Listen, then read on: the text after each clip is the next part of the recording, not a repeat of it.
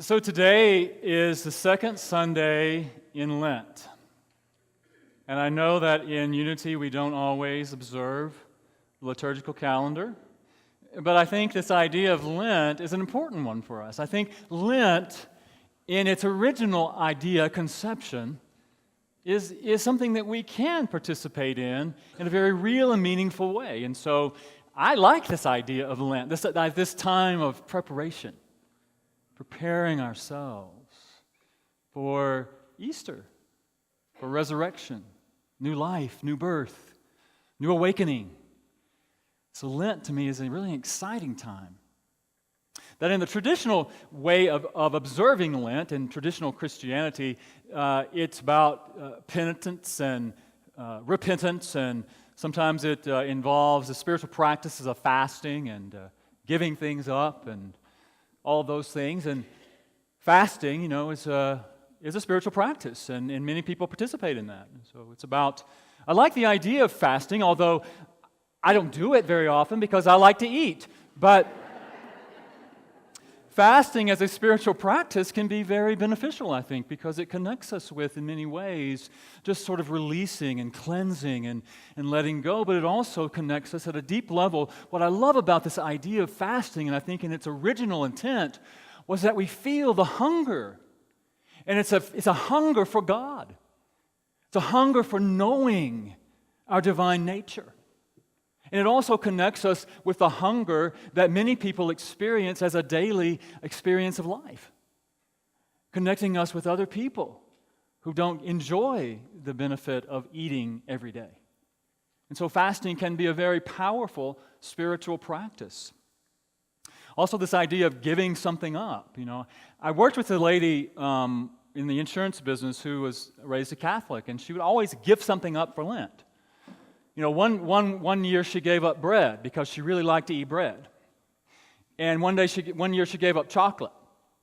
I never quite got that, the idea of giving something like that up for Lent. But I understand there's a deeper meaning. Just like every spiritual practice, there's a deeper meaning behind it. There's a story about an Episcopal priest who had two sons, and he was teaching them about Lent and this idea of sacrifice and giving something up. And so as they were younger, they would give up candy for Lent. And they would save all the candy up during Lent so they could eat it all at Easter. And so one year, the father said, well, I know you've been giving up candy for Lent, and why don't we go a little bit further, go a little bit deeper, maybe give up something else. And so one of the boys said, I know, I'm going to give up fighting with my brother for Lent. And his father said, that's a great idea. I think that's a great idea. And so halfway through, he said, well, how's it going, giving up fighting with your brother for Lent? He said, it's going great, but I can't wait for Easter to arrive.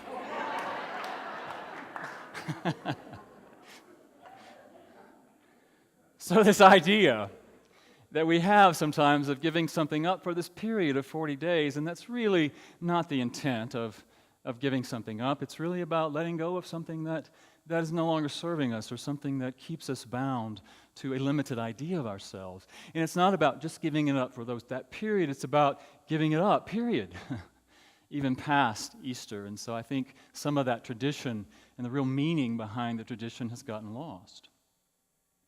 In Unity, we talk about giving up negative thinking. It's about getting rid of our thinking, in fact, the youth, the Children's Garden, is using Lent as letting every negative thought, releasing or letting go of every negative thought, L-E-N-T, letting go of every negative thought. And so that's how we sort of have approached Lent in Unity for a while. Charles Fillmore talks about it as a time of spiritual growth and letting go and embracing our true nature. And so this year I had this, and actually this was inspired in a very meaningful way by this book that I just became aware of by Father Richard Rohr. And Father Richard is a Franciscan priest. And this book is called Immortal Diamond, The Search for Our True Self. And it inspired me this year to approach Lent from a little different perspective. And rather than giving something up or focusing on the things that aren't serving me, rather to focus on Lent is to focus on my true self, my divine self, and to spend this time of preparation for Lent in loving the self, the true self of me. And what I mean by that around the true self is what Father Rohr says is the true self is who God is in you and who you are in God. Who God is in you and who you are in God. In our way of speaking, in Eric Butterworth, who is a Unity minister and an author and probably one of the best-known Unity ministers ever, I think, he talks about in his book, The Universe is Calling, he says, God is an allness in which we exist as an eachness. I like that idea. Now, I'm sure he made that word up, but I like the idea of being an eachness within the allness that God is. He talks about that, and then Charles Fillmore talks about it, and we use the word in Unity quite often, that true self, the divine self of us as the Christ. It is the Christ of us. Charles Fillmore, in Revealing Words, says, the Christ in you is the true light. The indwelling Christ is the Son of God or spiritual nucleus within each person. Just as Jesus had that light, so do each and every one of us. The truth of us, that which is our soul, if you will, the spirit of us, the true self. And how do we love that self? How do we focus during Lent on loving and getting to know, even meeting and falling in love with the true self? And then growing in that love and living in that love. How do we do that? And so that's what I want us to explore. So I'm exploring for myself during Lent, and I'm encouraging us all to explore that at a deeper level. How do we love the self? And Jesus talked about, Jesus taught a lot in parables. And he talked about, if you have been in the Christian tradition for a while, you've heard the story, the parable about the treasure that's hidden in the field. That a man comes, finds the treasure, and he buries the treasure again so he can go and sell everything he has so that he has enough money to buy the field. Or the merchant who becomes aware of this pearl of great price that he wants to possess, and he goes and sells everything so he can buy this pearl. That is what Jesus was teaching about, and that is really one of the things that inspired me about this book by Father Rohr, is he talks about that is what Jesus was teaching. That it is a pearl of great price, it is a great treasure, our divine self, and that our journey is in discovering that divine self, and really, that is all any of us ever really wants. All we ever really want, in truth, is to know that aspect of ourselves, and to live and love in that knowing. And so I want to explore with us, beginning today. Since I wasn't here last week and you celebrated Valentine's Day without me, I want to kind of talk a little bit about falling in love with that divine self, meeting that self, and what do I mean by that, and how do we be in love with that? And so, how many of you have ever fallen in love? Almost everybody. So you know what that experience is like on the outer, in the human form, That you see somebody. I think about that song from South Pacific, "Some enchanted evening, you may see a stranger across a crowded room." I love that idea of that, you see somebody and you feel that spark. You remember that? That spark, that light, that chemistry. We talk about it as chemistry that we have with another person. And we feel excited in that, don't you? You remember that? You remember what that feels like? I know for some of us we have to go back a little ways to remember what that, but you feel that spark, and you remember that, you even with that spark, it's like, I know you. I know you. I don't know you in your human form or who your experience. I don't know who you are in this life, but I know you. There's something within me that knows your soul. My soul knows your soul. And you feel that spark. You feel that chemistry with someone. And my experience has been with that, you get kind of weak-kneed sometimes, and you might even somehow get the nerve up to go up and say hello, or to somehow meet this person. You have to have some bravery, some willingness to step out of your comfort zone, to go and meet this person. And so we fall in love in that way, in that we meet this amazing being. And so imagine what it's like for us to meet ourselves,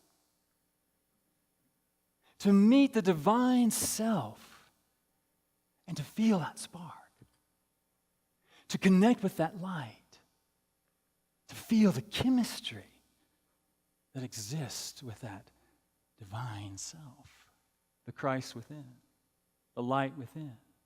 What is this divine self? I love Richard Rohr's sort of elucidation of it, which I want to share with you.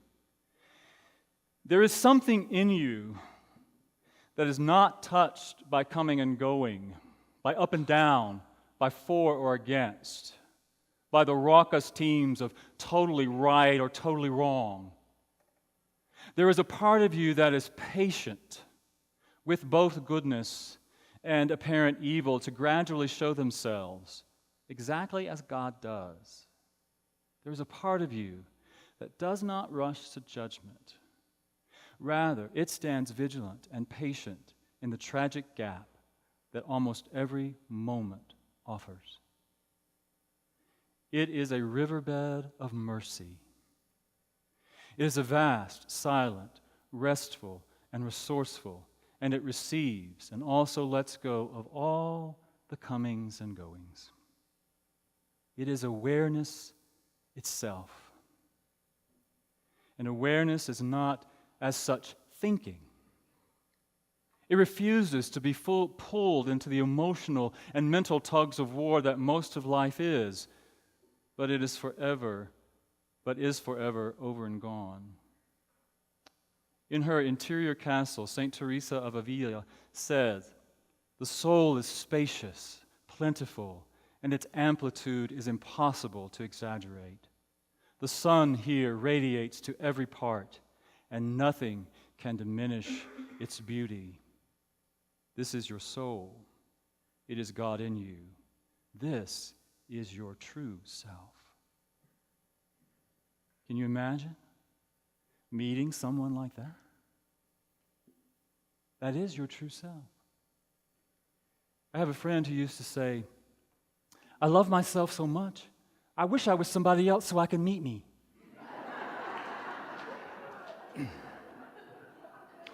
Or I wish I was somebody else so I could date me. Well, what I want to say to you today is that you are that someone else. You are the one, and you are the someone else. And you can meet yourself. You can meet your true self. And you can fall in love with that true self. You can be in love with that true self. And we can live in love with our true selves. And that's what I want us to explore during Lent. And so my talks will be about loving, falling in love, and being in love, and living in love, and growing in love, and surrendering in love. And Easter is going to be about rising in love. So I want to talk about that. So falling in love, back to falling in love, we have to be willing first to meet ourselves, to be willing to meet our true selves, and then to actually date our true selves, to spend time with our true selves, so that we can get to know it a little bit better. You know, research shows, neurological research, shows that we are actually, we are changed when we fall in love. Our brains change. Our chemistry changes when we fall in love. That when we fall in love, there are certain aspects of the brain that are suppressed. And one of those is the amygdala. Now, the amygdala is part of our reptilian brain that triggers that fight, flight, or freeze response. So when we fall in love, the amygdala is suppressed. And so we're not so on guard. We're not so ready to fly away or to freeze or to fight. Have you noticed that when you fall in love? That there's something that happens that you let down your guard a little bit? You're not quite as protected. You're not quite as reserved. You're not quite as ready to react. And that changes the brain. Also, what changes in the brain is that the frontal cortex and the prefrontal cortex are suppressed as well. That's the part of the brain that does the reasoning, that does the analytical stuff. So when you fall in love, you become dumb, right? You stop trying to figure it out. Your brain doesn't work that way. It doesn't trigger. And so you just sort of are more willing to be and to let it be when you fall in love. And when you fall in love, your brain releases higher levels of dopamine, which is that neurotransmitter that helps you have that pleasurable feeling. And your brain releases more endorphins. You know, you've heard about the runner's high, because of all the chemicals that the brain releases. You feel elated, you feel ecstatic. So all of that happens when you fall in love with another person. Imagine what all can happen if you're falling in love with yourself. Isn't that exciting? Isn't it exciting to think about it? That I meet this wonderful being, and I'm falling in love with this wonderful being. And so as we're doing this, I want to invite you to embrace 3 different states of mind. As this week, I want to invite you to embrace 3 different states of mind. The first one is, if I can remember them, desire. You know when you fall in love with somebody, you want to be with them all the time? You remember that? You remember when you didn't want to be separated from this person that you fell in love with? That you wanted to be around them all the time? You wanted to get to know everything about them? So I want us to embrace that state of mind this week. To want to be around, to want to get to know, to want to spend as much time as we possibly can with our divine, true self, our Christ self. To embrace that state of mind. And to then embrace the idea of empathy in a way. I would say empathy. In that, when you fall in love with somebody, you'll do anything they want you to do? Or is that just me? Is that codependence?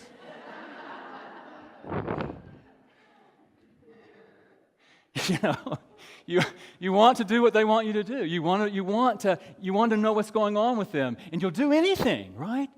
I would do anything for you. Embrace that state of mind for your true self. And then embrace the state of mind of surrender. When you fall in love, you feel like you're out of control. Have you ever felt like that? I'm just out of control. I have no control. Just let go. As you're falling in love with yourself, let go of the need to control and just be. Be. Meet that true self. Choose to want to embrace that idea of desire. I want to spend time getting to know my true self in meditation and contemplation. And I want that so much that I'll do anything. I will do anything to know that self and to let go of the need to control what it looks like. You know, when you fall in love, things change. How do you know when you're really in love? You smile more? You ever notice that? When you're in love, you smile more? You might even catch yourself dancing more or something. Or humming or singing. Imagine being in love with the self, smiling, dancing, laughing, playing.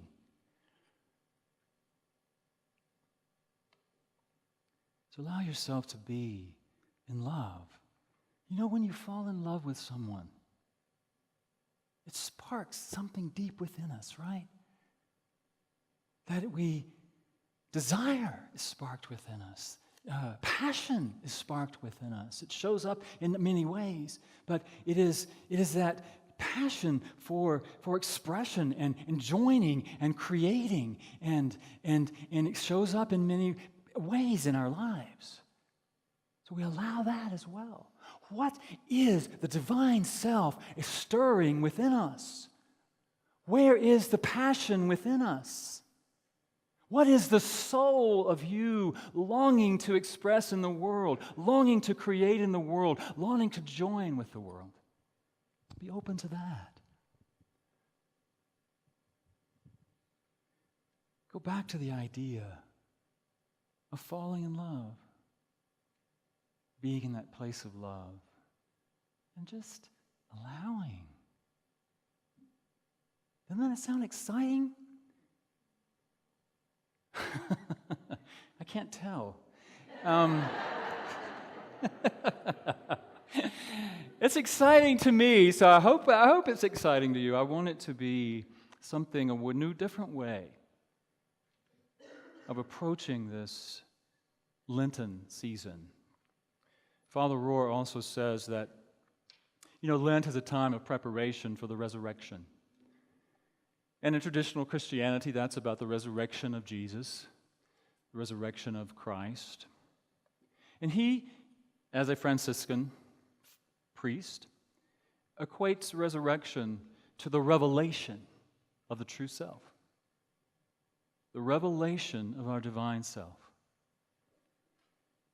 And so as we prepare for Easter, as we prepare ourselves for resurrection, I like the idea of it being a time of revelation, the revelation of our divine self, the rising up in our own consciousness of our true nature, our Christ nature. And we allow this period to be a time when we be with that, sit with that, be in love with that divine nature that is us. And so I invite us, first of all, to set a very clear intention. To set a very clear intention to be with that divine self. Setting a clear intention is important. Setting a clear intention, many of you may not remember how you used to turn the radio dial to a certain channel. Some of you might remember that. Setting a clear intention is like tuning that dial on the radio to be in alignment with that frequency that frequency that is out there, the frequency of the divine self that is within us. Tuning our radio dial, setting an intention, aligns us with that, allows us to connect with that. And so I invite us to set a very clear intention. If that is what you choose, I'm just inviting that it might be a different way of approaching Lent this year. And then to spend time connecting in contemplation and meditation with that divine self, falling in love with it, dating it, being with it, and seeing what evolves. Your experience will be unique to you. My experience is unique to me. I would love for us to come together on Easter. I thought, I thought this morning, sometimes I think that I'm a Pentecostal lunatic. I don't like the word lunatic, but what else do we say? I'm a Pentecostal unity person. That doesn't sound very good, does it? But I like the idea of all of those things that may have so much more meaning to me now. Inviting the awakening of the Holy Spirit, inviting the awakening of the Christ, the rising up of the Christ in our consciousness, to be in love with that and to live from that, and to discern, what does that mean? What does that mean to me, for me, in my own life? So again, I just invite you to be with that. Open yourselves up. Open yourself up to the desire. Set the intention. Be with that attitude of empathy and connection, and be with the attitude of surrender. Not trying to control it, just allowing it to be.